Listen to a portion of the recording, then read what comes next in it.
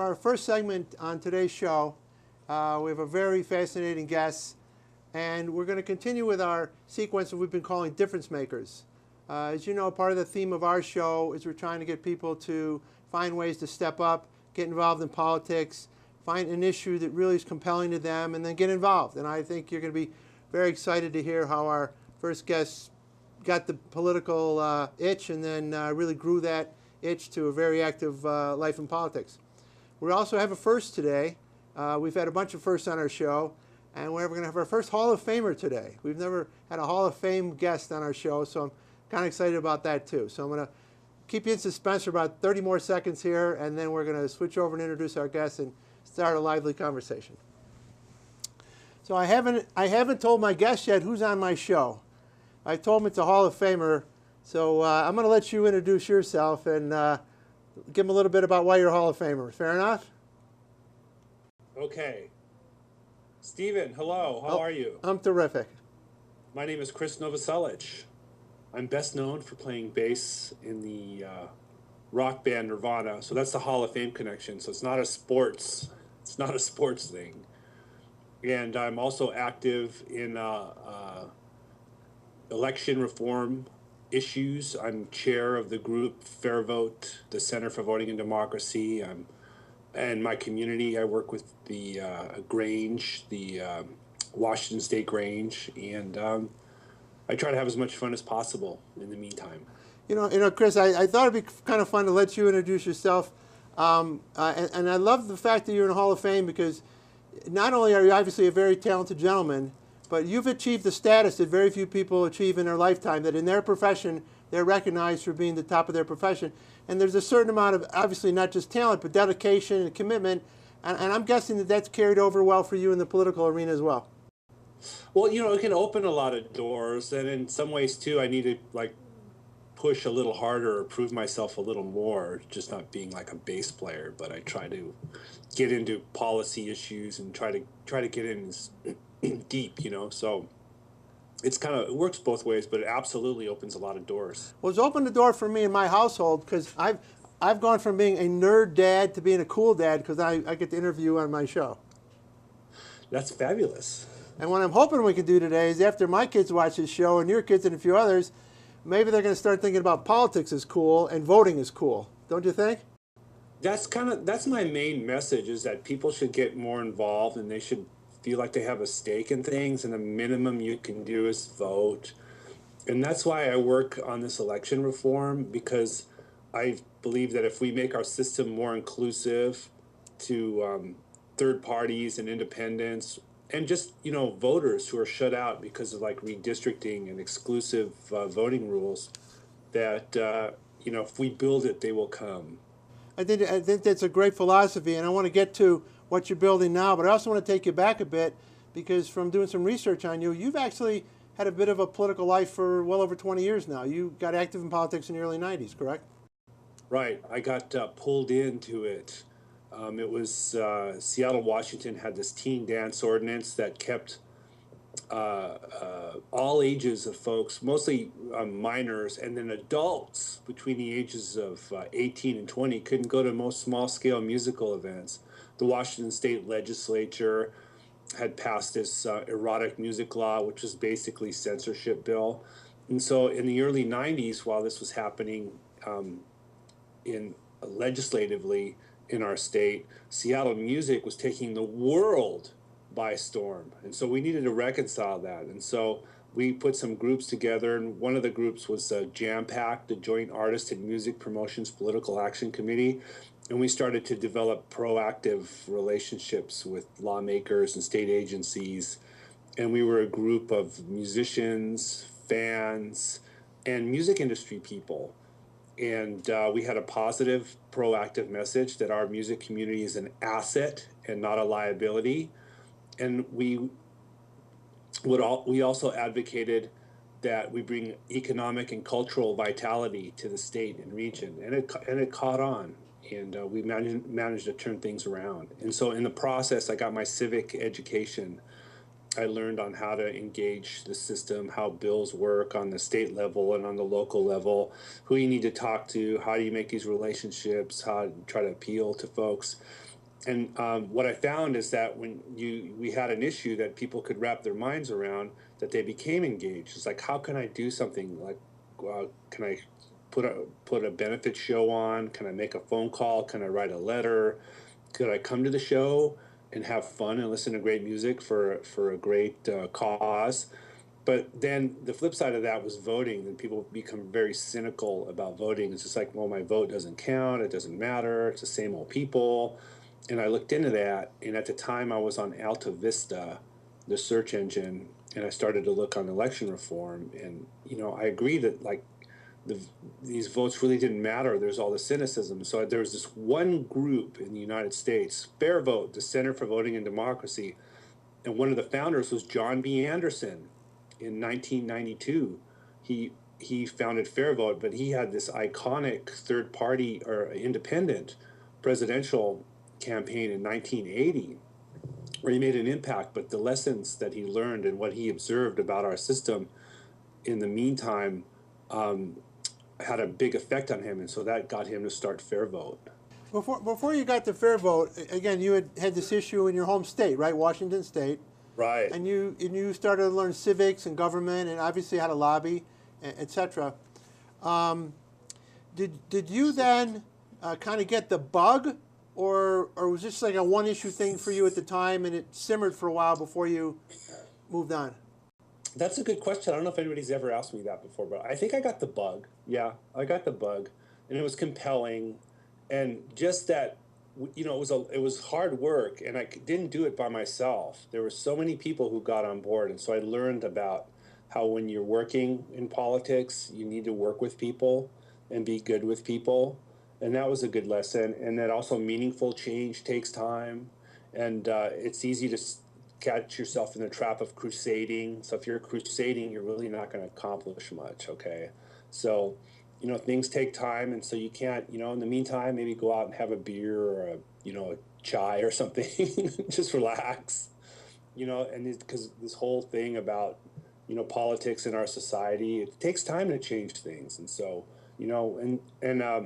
I started to work with Fair Vote, and, here's a group that's advocating basically proportional representation in the United States, okay, which is really largely unknown to most people. They think we're advocating some kind of Euro party list system with some, tiny threshold to get elected, and we're like, no, no, no. There's American versions of this. We call it fair representation voting, okay, and so, but we have to.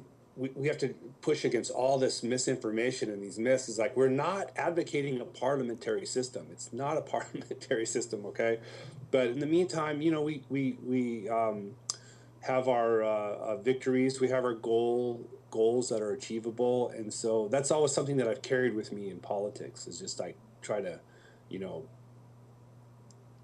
pick your battles and be realistic about what your goals are. So obviously you met the Fair Vote people, you got excited and you joined them, but it seems to me there's a pretty big leap there between trying to stop a piece of legislation in Washington that you needed to stop versus having this much bigger vision of the system isn't working and how to make the system work. That's a big leap. So how did that happen in your world? Well, the system wasn't working for me and for other musicians and people in the music industry in the early 90s. And then it just seemed like there was a need, and it was such a profound need. And, I look back, if I want to tie in the whole music industry analogy, is like when we were in Nirvana in the late 80s and the early 90s, we never really imagined that we would be on the radio or on television. And the whole paradigm was just, there was this different ethic and the way the music was popular, what rock music was, okay? But I think there was a need, like people were so cynical and disconnected about music. Like it was in 1990, no, like the year before Nevermind hit #1, there was no #1 rock record, okay? So was rock dead? It's like, no, it just needed this reinvention, okay? And so that's what it seems like our goal is with Fair Vote. Is like, it's a revolution, but it's a velvet revolution because the policy proposals and the reforms that we advocate, they're constitutionally protected. Okay, they've been scrutinized by courts in the United States. There's a long history of them in this country and internationally. You know, there's a scholarship, and so that's one of the reasons why we have just this core uh, uh, group of reforms that we're advocating. So you found fair vote. What year did you discover fair vote? About 2008, I think, something like that. 2007. No, I'm sorry, 1997, 1998. Okay. Time flies when you're having fun. And did you get pretty much, did you jump in with 2 feet right away, or did you kind of pick one issue and gradually work your way up? My big issue was proportional voting, fair representation voting. But you know, I joined the board in like 2003, 2004, and then I was elected chair in 2008. And so with becoming the chair, I had some responsibilities there to, you know, to advocate for our whole policy program. And that's what I want to do next. I want to go through your policy program, but first I want to talk a little bit about, just for our viewers who might want to get involved, what is the structure of the organization, where is it housed, and how does it kind of function procedurally?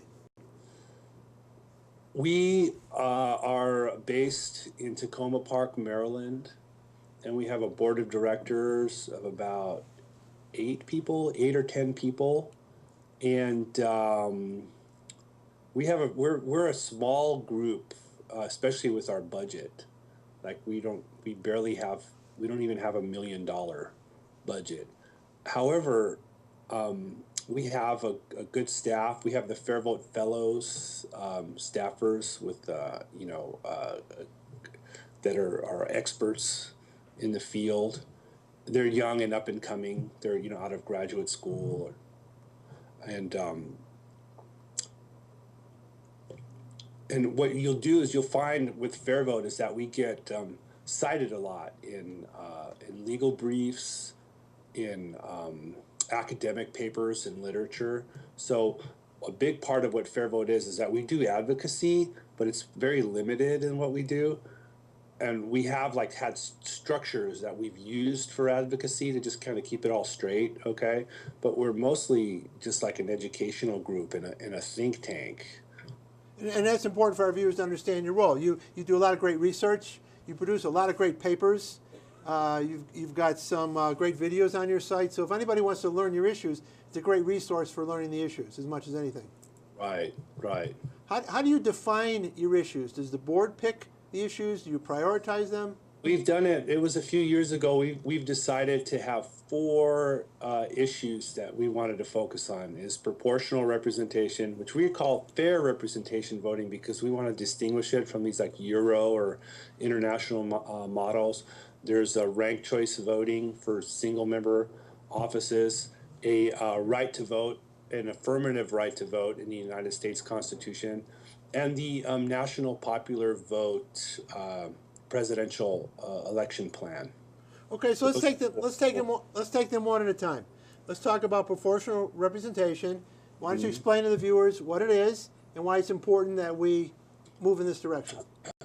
Okay, so proportional representation is about giving almost every voter a voice in government. In our system right now, you get these insiders, whether they're just nefarious politicians who are trying to protect themselves, and they'll draw these lines, and they make these single member districts, and where the person who gets the most votes wins. Okay, so it's just like winner take all system, right? Which sounds good offhand, but if you think about it, they'll make these district lines to where there'll be like 70%. The incumbent will win with like 70%. So you get these like uncontested or uncompetitive elections, right? And another problem with that is that these cartographers or demographers, the people who draw the districts, they effectively pick who wins and who loses in the election. And so you could be a voter, and too many times there's 2 types of voters. There's a surplus voter where you live in a district where the person who you vote for gets like 60%, 70% of the vote. So you're just kind of a surplus. Or you're an orphan voter. You'll never elect anybody. You'll be a Democrat in a Republican district or a Republican in a Democratic district, okay? So with Fair Vote, with fair representation voting, we're saying that, all right, let's have like a 3-member district or a 4-member district, okay? And so, say a 3-member district, you could give voters 1 vote to elect 3 people, okay? And so that, what does that mean? It means it takes like 25% of the vote to get elected. And the top 3 vote getters would win. And so if you look at the scholarship, at the research done on these this type of voting, most districts would have 1 Republican and 2 Democrats, or 2 Republicans and 1 Democrat. There'd be more urban Republicans and more rural Democrats, okay? And then there would be more space and opportunities for third parties and independent candidates, okay? And if you notice the distinction between like fair representation voting and like European proportional representation, I said the threshold is 25% to get elected. You want to get elected in Germany on their proportional side of the ballot, it's like 4%, okay? Israel just raised they're having an election next month, and they're having their threshold, they've raised it to like 3.5%. We're saying like, 20%, 25% is a very conservative version of proportional representation. And the second distinction is that their American versions are candidate based, okay? So when you vote in like Germany on the proportional side of the ballot, you vote for a party.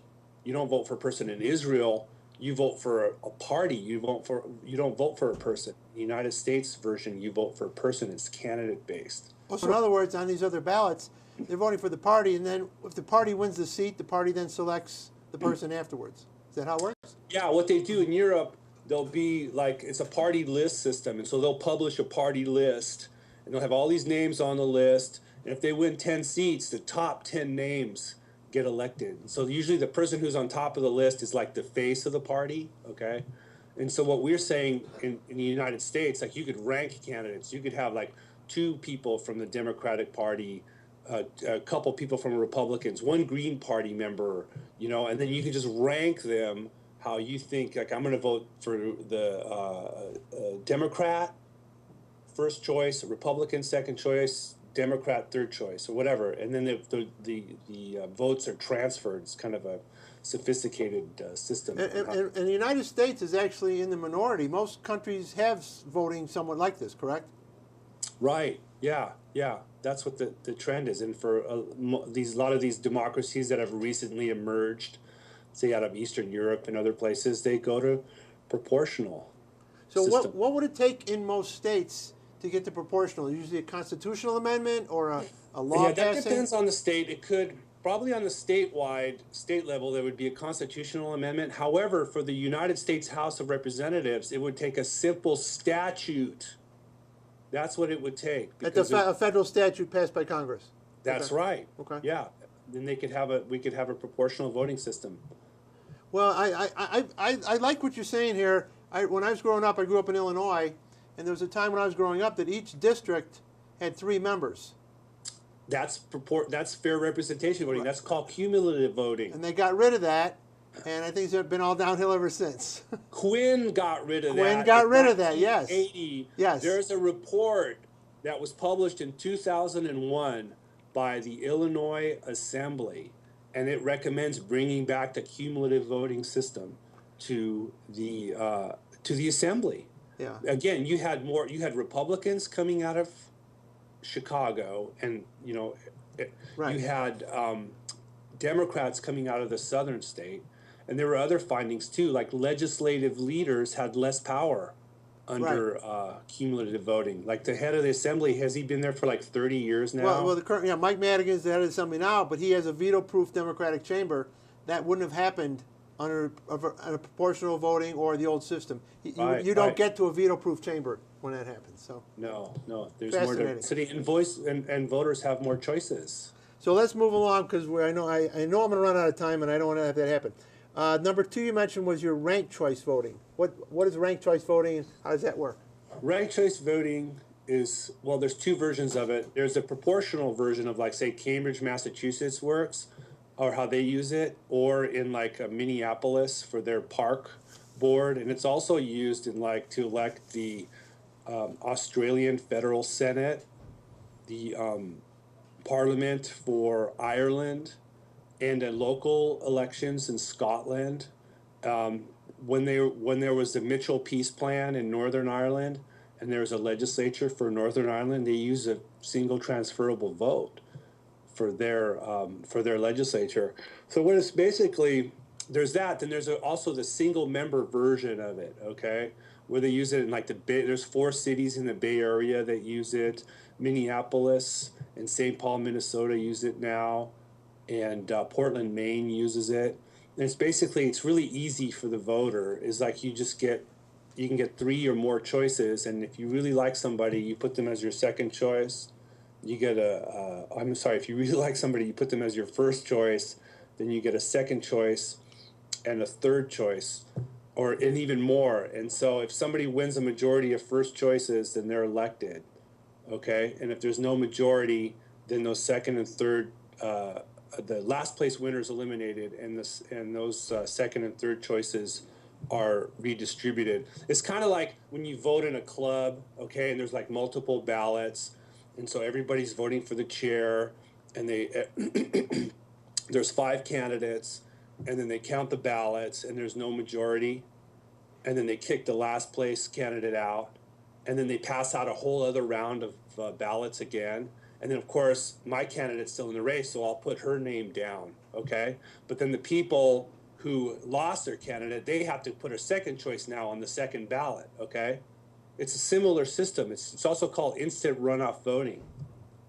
Now, I live in Aspen, as you know. We used to have instant runoff voting here, but we got rid of it. I don't Right. remember all the intricacies, because I live in Snowmass, and it was in Aspen where they got rid of it. For some reason they didn't like it. I don't know why. I think it gets complicated. I think there were sore losers that were very vocal, and there were also people who are these election transparencies advocates, and for some reason they thought that it wasn't transparent, or that it was somehow it wasn't transparent. And so Most places that try it, did they end up keeping it? it's kind of mixed, and that's what we learned at Fair Vote. It's like we could get it passed, and then you need to have a broad-based support. Like, I think the model for that is places like Portland, Maine, the Bay Area, and the Twin Cities in Minnesota is where, and we've passed it in places where we didn't have a lot of broad-based support. So what happens is you get elites that gang up on you because they don't like the formula, because it opens it up. Okay, so you can get like bureaucratic foot dragging, and then voters don't necessarily understand it. And so if you don't have broad-based support, then it could be easy to turn people around. They repealed it in Burlington, Vermont, because the Republicans didn't like it.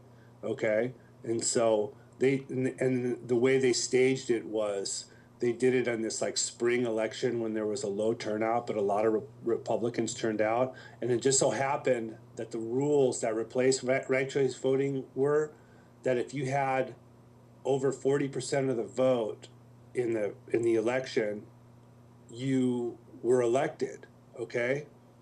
And if there's less than 40% of the vote, there'd have to be a runoff between the top 2 vote getters. Well, it just so happens the Republicans got a solid 43% of the vote. Gotcha. Okay, so you see how it works? It's like there's like partisanship, and again, it's like ranked choice voting with Fair Vote. Like we don't make this stuff up. I mean, it's established internationally. The president of Ireland is elected with ranked choice voting. Interesting. It works fine. There was a great election in Minneapolis. It was a competitive election. It was positive. It was last November. Oakland had a big high-profile election, and things went really good. It was well received. It's just something new, and again, if you don't set it up right and you have this broad-based support, then people get confused, and it's kind of like a ballot initiative. When people don't understand a ballot initiative, they'll vote no. Right. Okay, and so it's really easy for opponents to just reap confusion. Right. Is what they'll do. Just make it confusing, say all kinds of things, and it'll go down. So your third issue, Krist, constitutional right to vote. A lot of people don't realize that the U.S. Constitution does not guarantee the right to vote. So why don't you explain that a little bit? Right. There are some. It's like the 15th Amendment of the Constitution. It's about race. Did I get that? Well, Did I get that amendment right? I think that's the right one. We've had different constitutional amendments to add voting. I think the last one was for women's votes. So, well, then there's no really an affirmative right to vote. So that's why they can do these like ballot IDs, just kind of these barriers to participation. So if we had an affirmative right to vote in the Constitution, a lot of these laws wouldn't withstand scrutiny. right, as you said earlier, a lot of the people they draw their districts, they have their little fiefdoms, and on our show and on my website we said there's four things that the incumbents do to protect themselves, and one of them is they draw the districts, and then one of them is the campaign finance laws, right? The other one is ballot access, and then the last one is actually being able to cast your vote. And there might even be a fifth one too, and it's just basically these anti-party rules that are pervasive all over the United States. State monopolies over nominations. The parties are they suppress the grassroots of the party. However, these like political machines in the legislature are like multi-million-dollar operations. So if I could, maybe add a fifth thing, but keep going, Steve. Well, I know you and I have talked, so maybe we'll segue here quickly because we're going to run out of time. I know you read my E-Party book, and I know you and I have talked a bit. You're now starting to think that we need to add this third-party component. We have to have some effective third parties to shake things up as well. The way that we're going to get a new third party or some kind of broad-based political mobilization in this country is when somebody figures out how to merge political association and social networking, okay? There's this book called Millennial Makeover by House and Winograd, and they're these generational theorists, okay? And so their thesis is in the book is that whoever connects with this millennial generation through technology will dominate politics for the next generation. Well, by the way, I agree with them. I've spent a couple segments on my show talking about the millennials. Had a couple very interesting segments. And I always talk about my show about the fact that the internet is the greatest tool of democracy ever invented. So if you can merge those two, that definitely is going to give you a leg up. And they're so related. Social networking and political association. They're like first cousins or something. And so and people are trying to do it. They try to do it with no labels. There was the Ruckus, Direct Congress. People are trying to find that secret sauce, and whoever hits it, it's going to be like the Facebook for political association. And so what you need to do is what I argue is you need to have a traditional party structure with like a chair, a vice chair, a secretary, treasurer, okay? And all those officers are elected through the members, okay? So you have your online membership and the people who feel ownership of the site or of the party, okay? And then you can debate issues. People have their own blogs and they can talk about things, and people who get noticed get more hits, so it's like a merit system. Then you can propose resolutions and they get voted on, elect party officers. And finally, most importantly, because it's a political party, there are nominations for the public ballot, okay?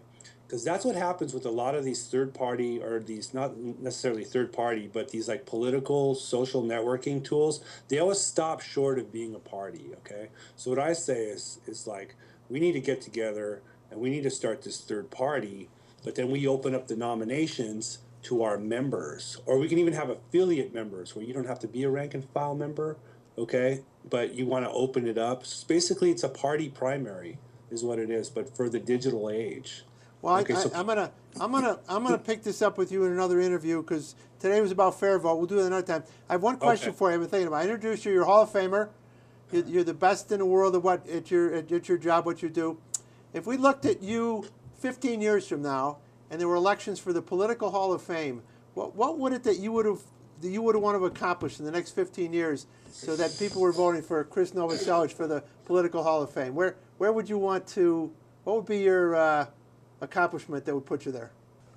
Well, if there was a political Hall of Fame, I would hope that Fair Vote would be in there because I believe in the future there's going to be this paradigm shift and or some kind of realignment. It might even be in the near future, and it was about what I talked about earlier with like technology and political association. And maybe my idea of it's not quite right, but I think it should be. But somebody's going to hit it sooner or later, and so it's Fair Vote as a Hall of Famer was like laid the groundwork for this. And it started in 1992 in the United States, okay?